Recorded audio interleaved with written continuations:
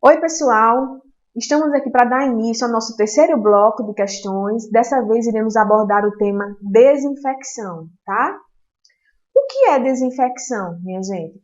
A desinfecção é um processo físico ou então um processo químico que elimina a maioria dos micro-organismos que são patogênicos de objetos inanimados, quando a gente está falando aqui dos artigos que a gente quer processar na CME, ou então de superfícies, porque eu também realizo a desinfecção em superfícies, que a gente chama de superfície fixa, que são aquelas bancadas, não é, pessoal? Com exceção de esporos bacterianos, podendo ser de baixo, de médio, ou então também que é chamado de nível intermediário, ou então de alto nível. A desinfecção, ela não destrói os esporos bacterianos. A destruição completa dos esporos bacterianos a gente vai realizar quando a gente realiza o processo de esterilização, ok? Então, desinfecção, ela pode ser classificada em desinfecção de baixo nível, de médio nível ou então de alto nível, ok? O que é uma desinfecção de baixo nível? A desinfecção de baixo nível, ela vai eliminar aquelas bactérias em estado vegetativo, ou seja, aquelas bactérias que podem crescer, se desenvolver, se multiplicar, não é? Alguns vírus e fungos. Essa aqui é a desinfecção de baixo nível. Não vai destruir micobactérias ou esporos bacterianos. Lembrando que esporos bacterianos a gente só vai conseguir destruir em sua totalidade na esterilização, ok, pessoal? Médio nível ou nível intermediário, ela vai eliminar as bactérias em estado vegetativo, que são aquelas bactérias que não são esporo, que não estão em estado de esporo, entendeu, pessoal? Micobactérias, aqui ó, tá vendo? Desinfecção de nível intermediário, eu já estou conseguindo destruir o quê? As micobactérias, a maioria dos vírus e a maioria dos fungos, certo, pessoal? Então, esse é o nosso conceito para desinfecção de nível intermediário. Mais uma vez, a gente frisa que a desinfecção de nível intermediário não vai destruir os esporos bacterianos, ok, pessoal? A gente só vai conseguir destruir os esporos bacterianos através da esterilização. Na desinfecção de alto nível, eu vou destruir todos os micro-organismos.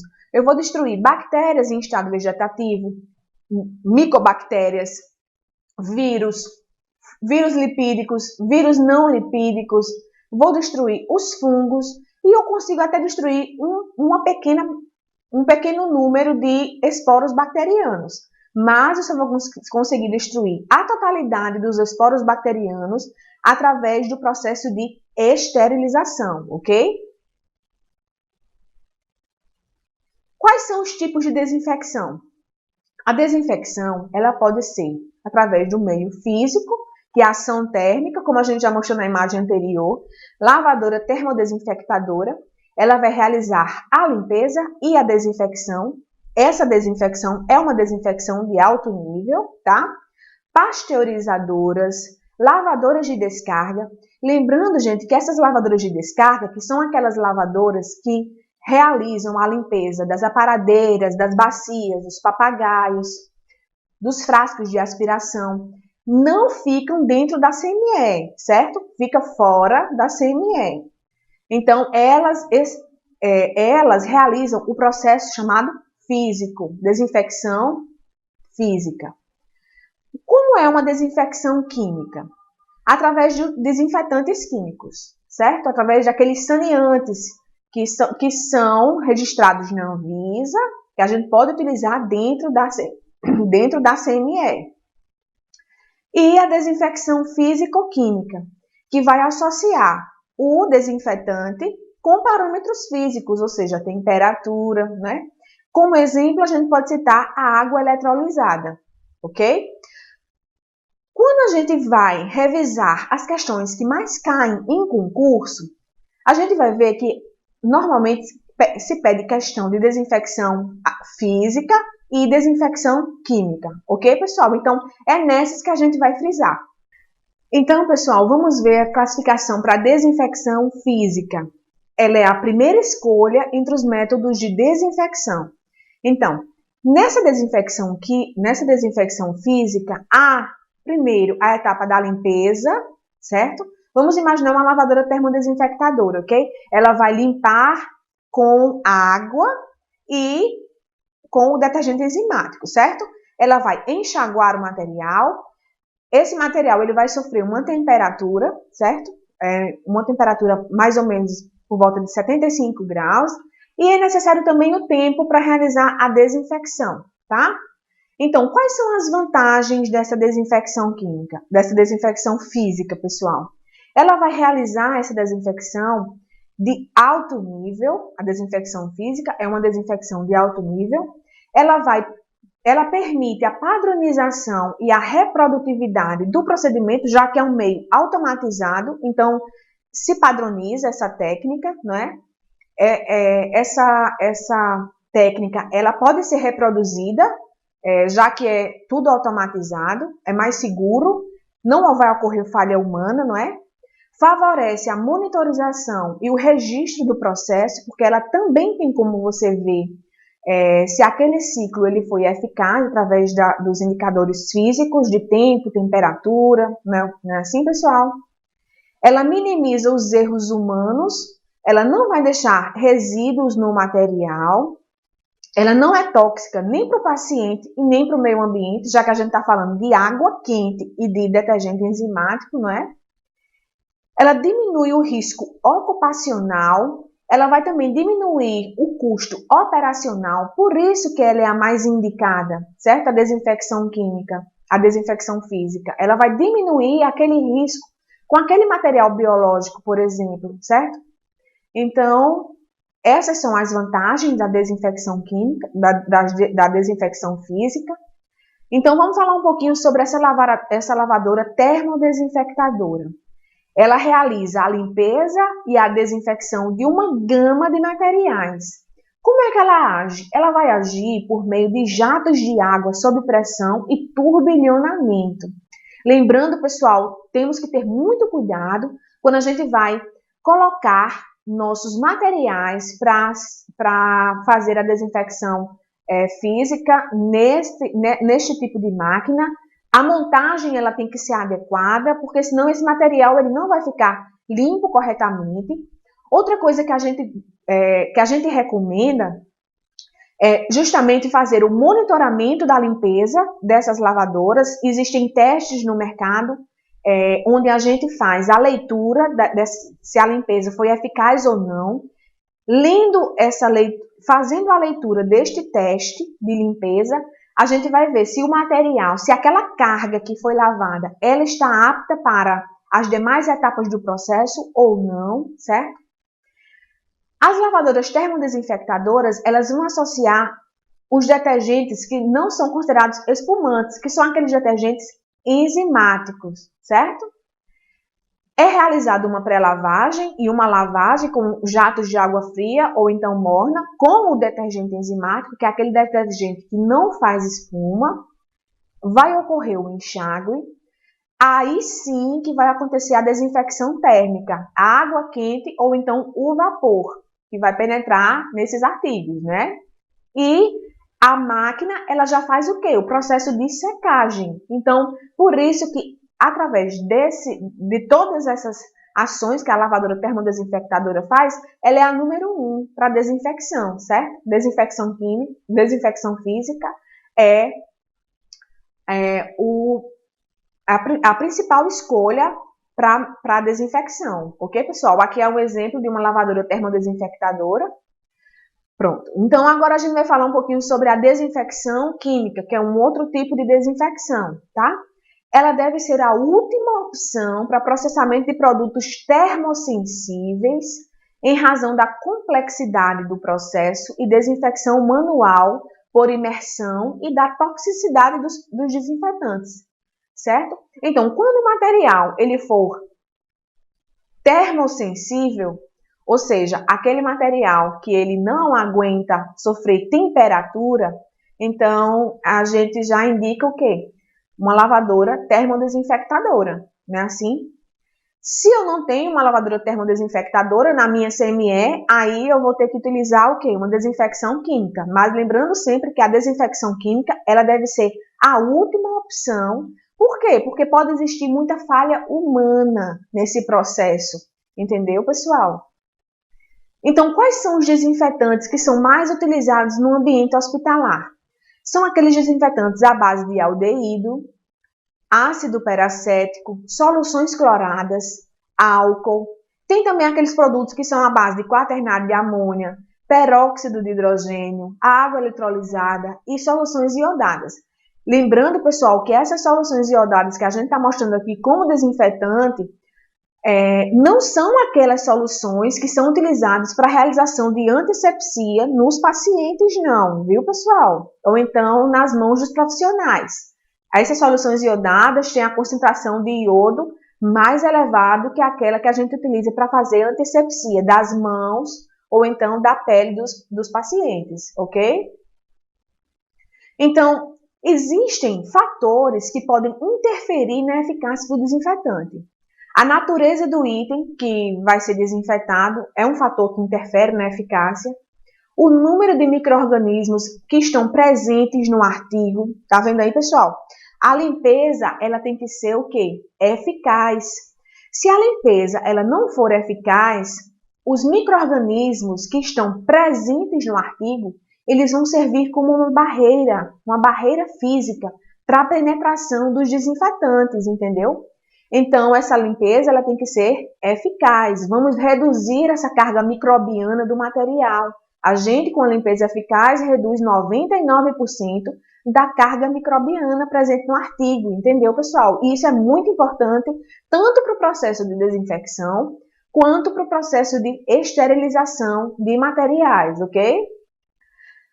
Pode existir também uma resistência intrínseca dos micro-organismos a alguns desinfetantes, entendeu? Os micro-organismos eles já podem ser resistentes a determinados desinfetantes.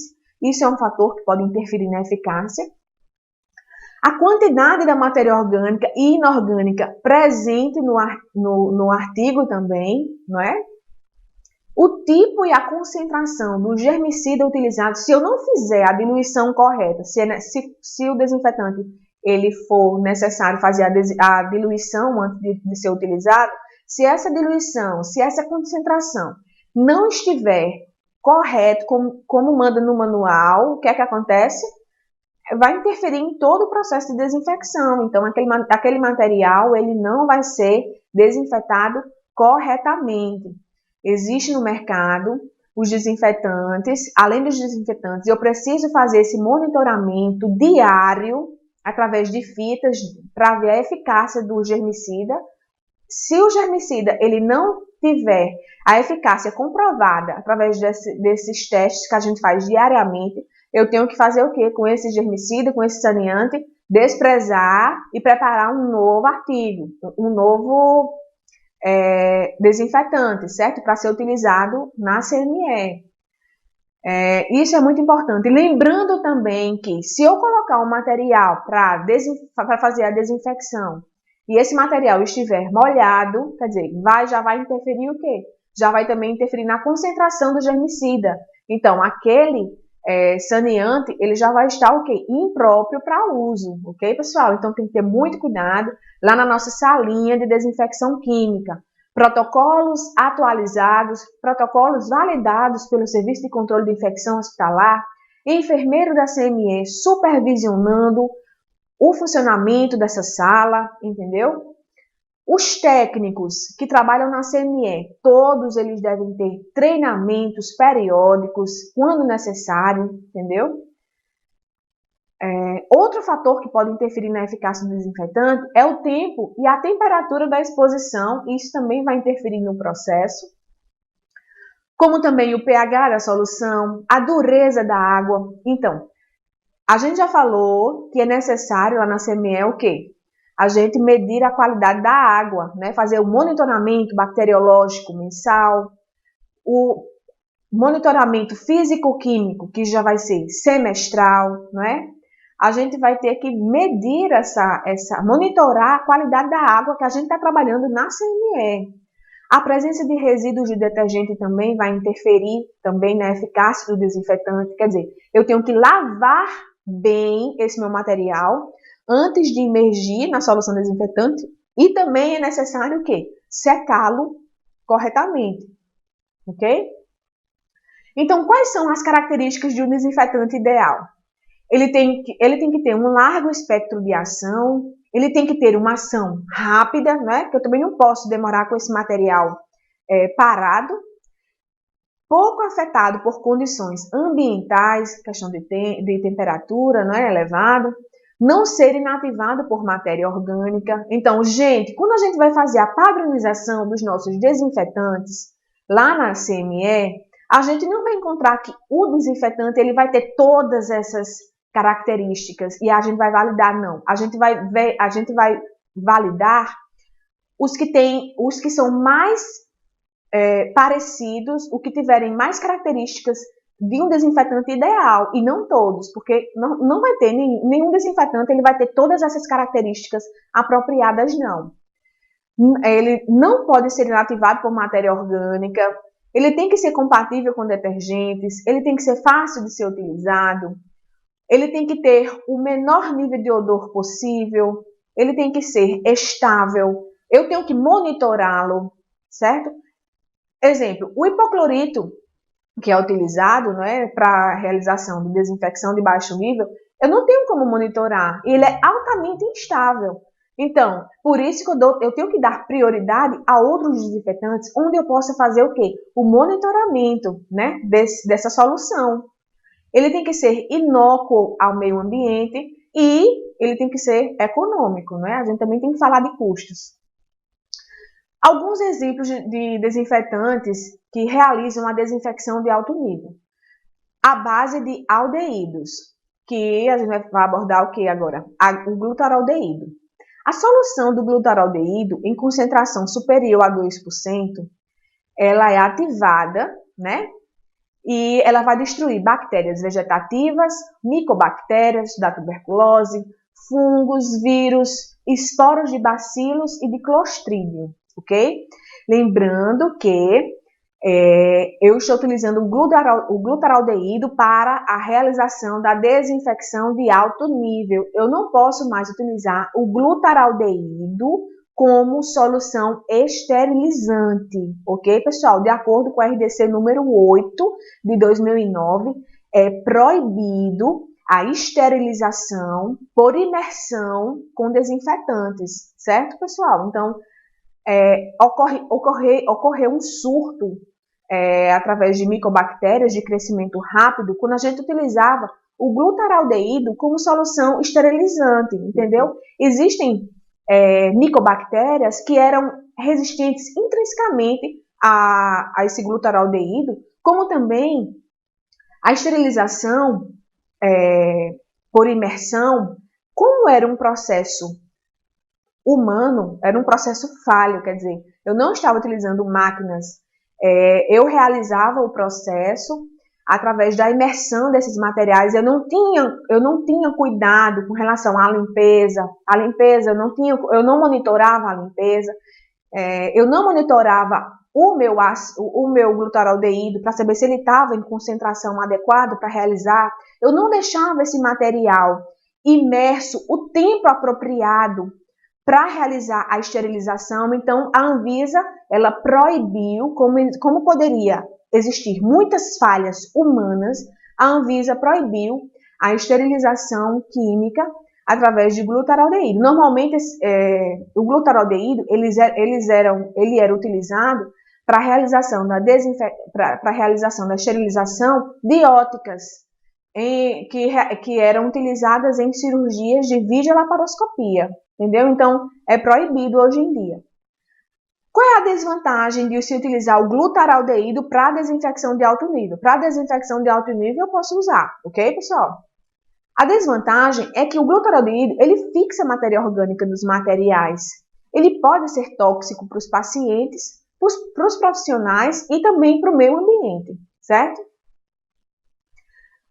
Outro germicida bastante utilizado nas CMEs é o ortotaldeído, que é a base de OPA. Então, qual é a vantagem? ele tem uma ele tem uma excelente ação micobactericida, inclusive contra cepas que eram resistentes ao glutaraldeído, certo? Como desvantagem, ele pode formar manchas acinzentadas nos materiais através de uma reação a proteínas, quer dizer, a limpeza não foi eficaz, né? Ele também causava manchas acinzentadas nas mãos dos profissionais. Ele é tóxico, muito tóxico também para o meio ambiente, entendeu? Então, tá vendo, pessoal? Todo saneante, ele tem suas vantagens e suas desvantagens. Formaldeído. As soluções à base de formaldeído têm espectro de ação compatível com desinfecção de alto nível em 30 minutos de contato.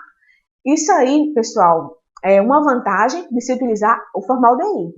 Como desvantagem, ela tem alta toxicidade para os profissionais, certo?